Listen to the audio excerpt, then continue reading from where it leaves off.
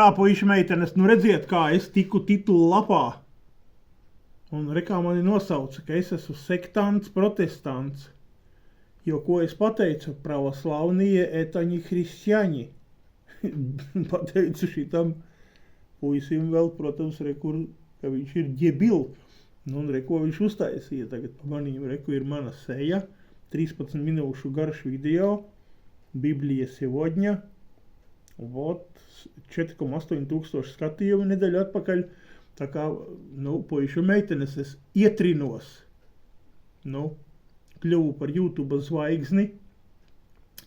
Bet, nu, katrā gadījumā baigais kipišs bija. Es, protams, tam puisim Aleksejs vai kā rekur, nu, it kā uzrakstīju baigo atbildes video, kurā atvainojos par vārdu debils un lai piedod un visu tur publiski blā blā, bet skatieties, ko interesanti redz te tāda YouTubiņš, nu, kaut ko uzģenerēja man, jā, mazas tādas bildītes, bet es pēkšņi tikko skatos,